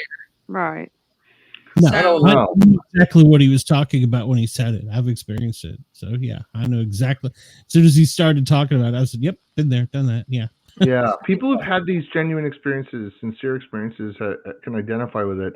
They can also explain and identify to you that it lingers with you long after. It is not like the TV show where you turn it off and put it out of your head and go back to feeding the cat, right? This stuff is like, whatever you want to call it, a religious experience or whatever. I think people have claimed to have experienced alien abductions have described it to that. It's life-changing. It can really alter your fundamental perception of reality in a way, because you do start to say, okay, if this is real, what else is real? What else is real?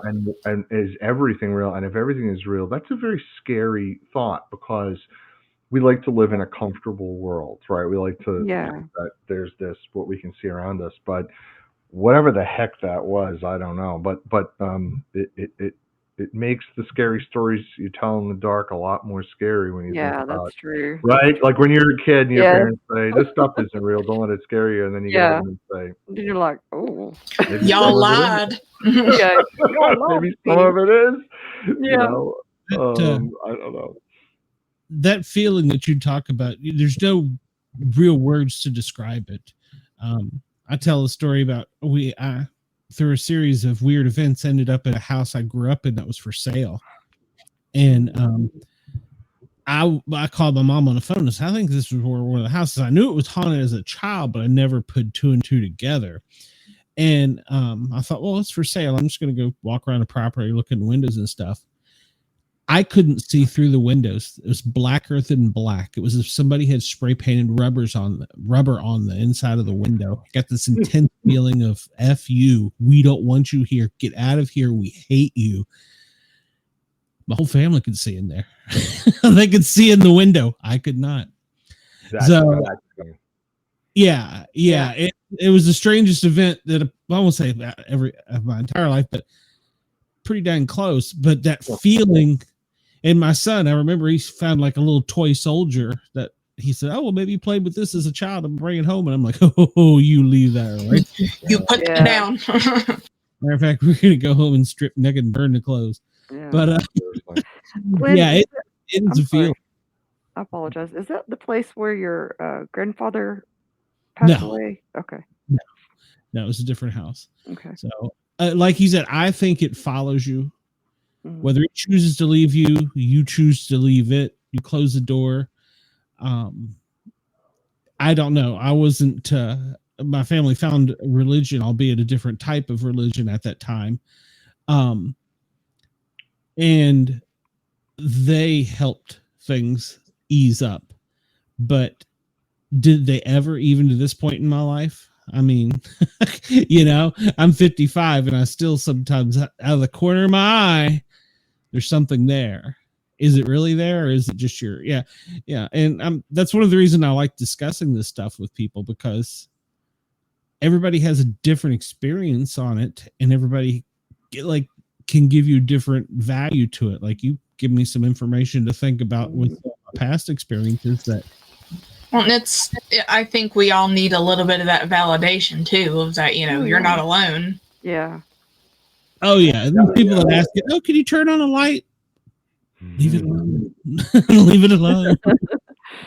Is that a cat ball?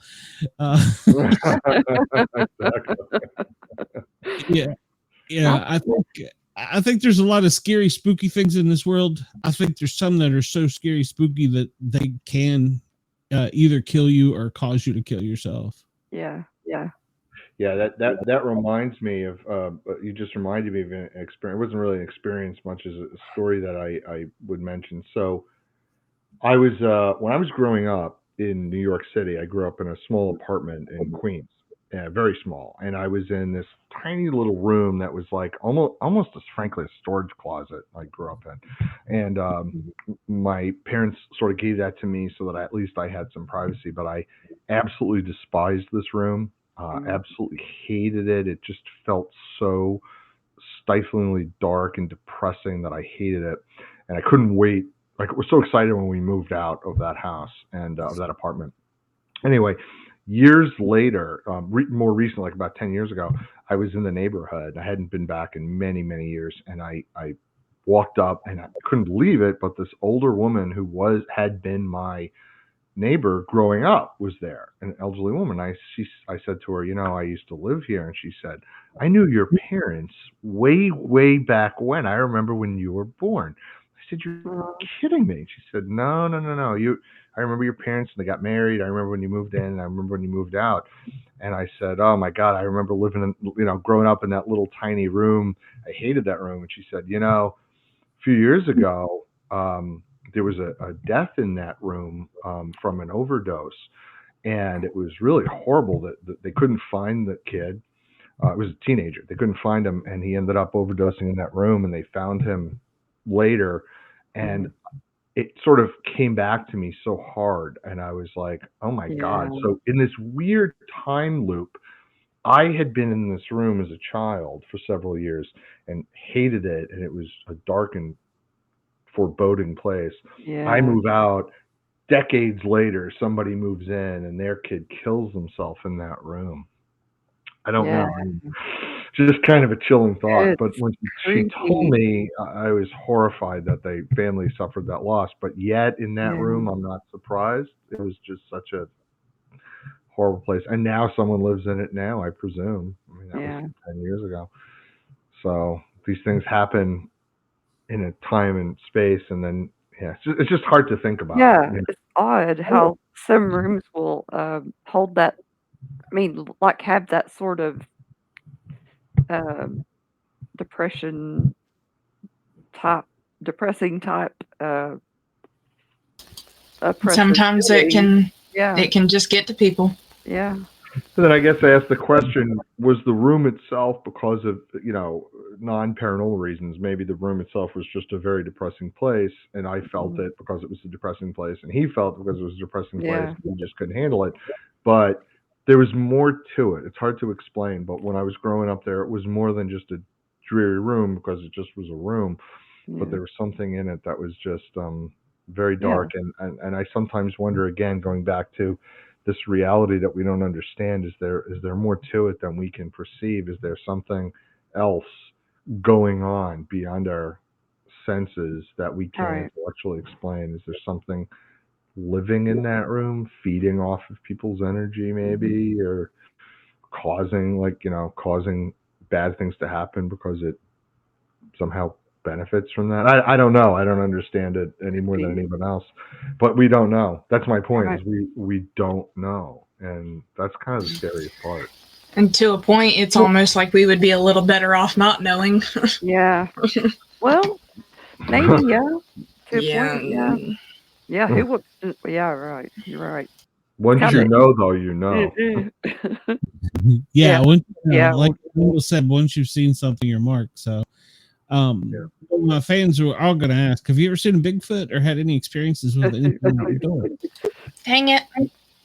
I don't spend enough time outdoors, unfortunately. But I would say the one thing that resonated with me, and I absolutely believe there's that exists as an entity. I think it's interdimensional as well, of some sort. And I think there are species that have probably pre-existed humanity for a very long time. We think we're they're the aliens, and I think maybe we are. But with Bigfoot, the one thing that resonated with me is many people who've seen it very credibly talk about how they felt that feeling of dread as well, and that it sometimes feels otherworldly, and that there's a sense of foreboding that's otherworldly. And I just wonder about that feeling of feeling like you're prey and being stalked, if that's something in common between the paranormal experiences of these, whatever these things are, parasitic entities, interdimensional entities or something, and us feeling like we're being stalked as prey. I just wonder if there isn't something in common there. We're not always the highest entity on the food chain, I think. Right. We just like to think we are. Exactly. Yeah. Exactly. That's a great question. Yeah. That is. It makes you think. I mean, because not all Bigfoot encounters are friendly. They're not, the cuddly little bears that you see on the cartoon shows. So, and then there's even been descriptions of different types, Dogman, Bigfoot, ape-like, what's real, what's not, Yeti. Yeah. There could be different breeds, maybe. It's almost like there would be different breeds, like different breeds of bear. Yeah. Yeah, I mean, I try to think about it from an intellectual standpoint. If these are very possibly entities that evolved the same way that everything evolved throughout history, then they probably could have evolved independent branches, right? So, like a Yeti, if that were related to this kind of entity, would be white fur because it would have to blend into the surroundings of Nepal or Tibet or wherever they're seen. But a Bigfoot or Sasquatch in North America would probably be darker. That might help explain some of the differences. Maybe. I don't know. I mean, again, trying to think about this stuff scientifically, it's impossible, but I don't know. That's why I was relating it to bears, because you've got you've got like polar bears. Polar bears, right. Yeah. My favorite panda bear. Panda bear. I want to see a panda Yeti then. Yeah, Joe. I've got another guest that frequents the show. He's also an attorney, lives right down the street from you.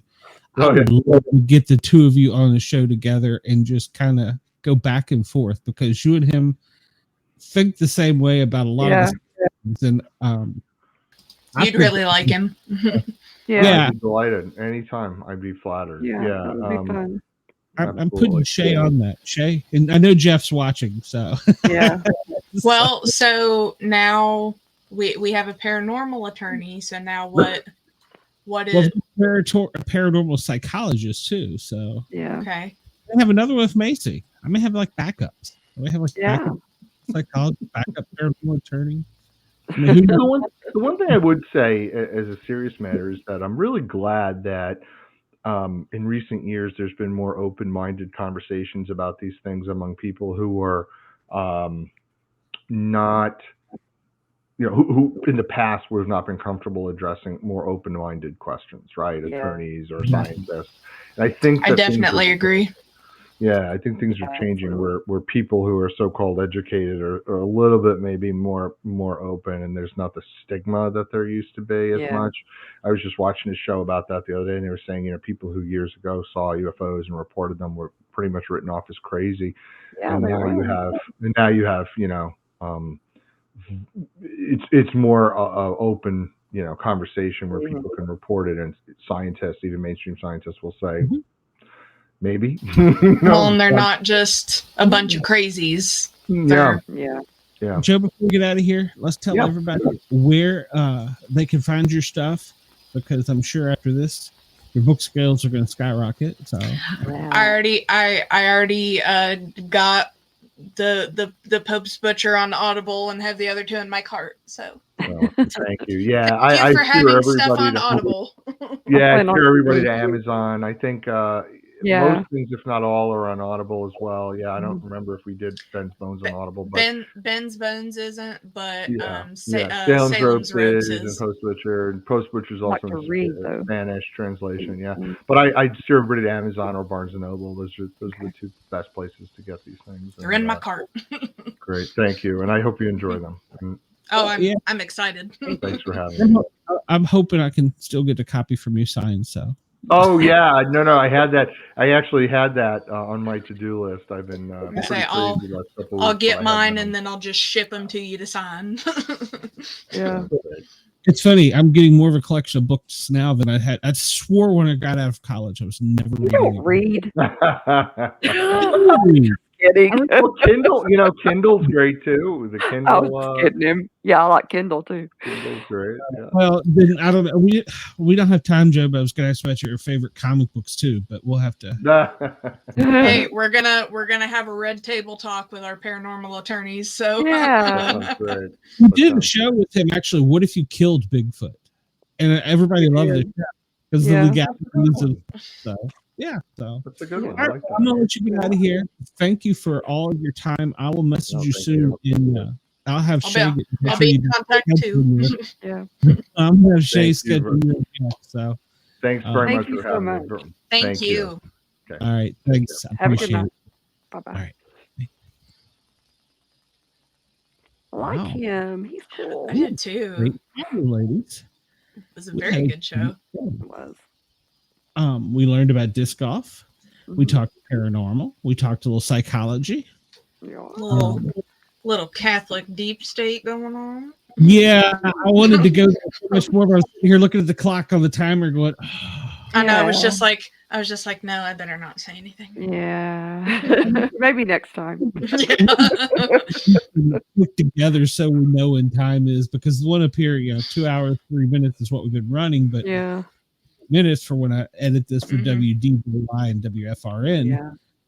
Or is it RFN? WRFN. Yeah, WRFN. Gotta learn this stuff.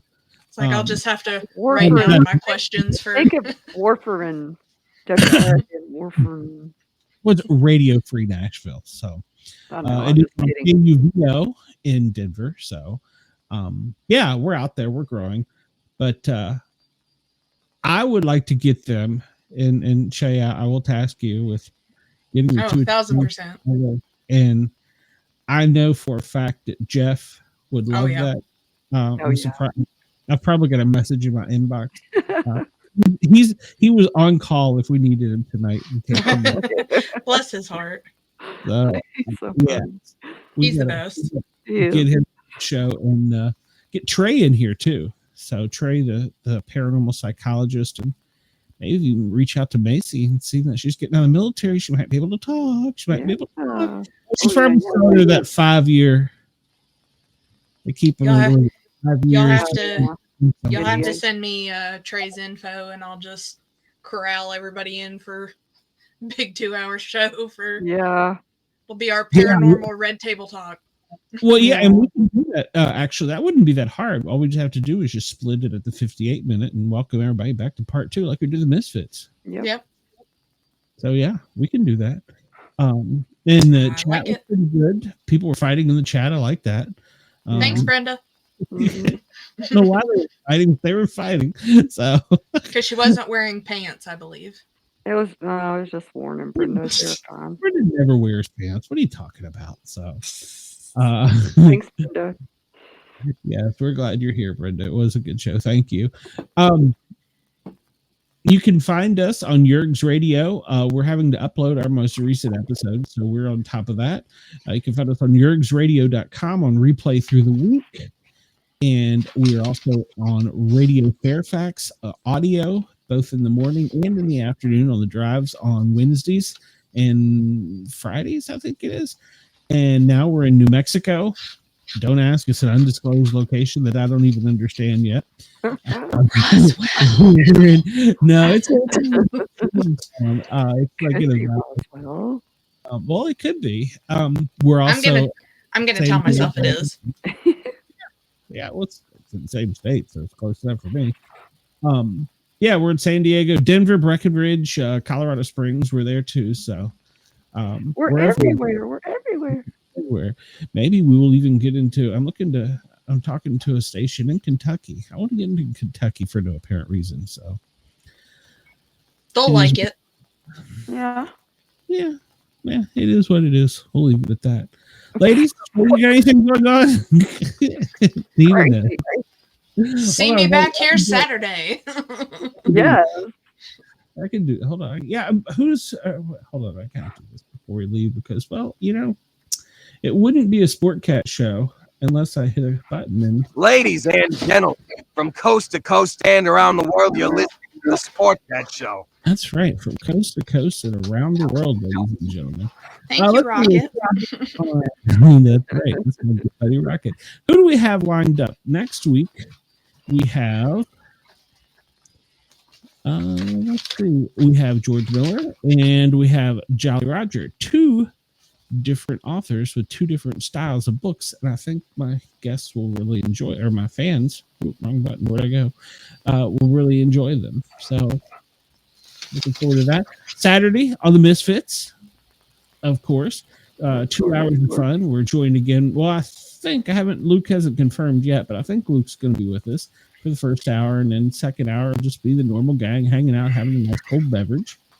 And then Friday night, I forgot the Grin and Guardian show. We have Mark Hill. If you remember Mark, we interviewed him in Ode to Dark 30 about what happens in the middle of the night on fire EMS calls. There's even some magical mystery stuff to that too, which is kind of amazing. So we have him on the Grin and Guardian show talking Challenge Queens, public safety. And I forgot to mention this earlier when we had a full house, but this is our 50th episode. This and post when I and got out of the mental ward. So this is I did it. I made it. Woo! Celebration. Make it with us to episode 100 and we'll all go. That's right. If you have any confetti or anything, you can toss on the screen. Where's our air horns? Bow, bow, bow. I don't know how to do a. Oh my God. There you go. Close enough. Sunday, live from the psych ward. It was like in the middle of the night when I was putting the show together, and I'm like, wait a minute. Because I keep, season 1 episode, because this season, I'm counting this as season 2 since it started at the beginning of the year. And I started season 1 at the end of where I left off with that other incident. And so I was ready to move on. So I didn't count that. So Yep. I got it. I'm echoing now. You are. I'm going to be on a radio station in Kentucky because I can. All right, ladies and germs, I appreciate you. Actually, Ross is looking at a station in New York and Milwaukee. My agent was talking about one in Detroit and Boston. Detroit and Boston? I don't think you're going to understand me. Y'all have enough problem with me. Yahoo. Yeah. Yahoo. Boss is going to understand what I'm saying. Yahoo! They won't understand me. They will just laugh at us. It's okay. That's true. Well, you know, when I did fly all the time when we would go up north, the nurses would say, just talk to me, say something. Yeah, say something in Southern. What the hell y'all want? Hi. Oh, bless your heart. There you go. Heart, honey. How about this? We'll see y'all later, and I love y'all as my audience. We'll talk to you soon. We'll see y'all later.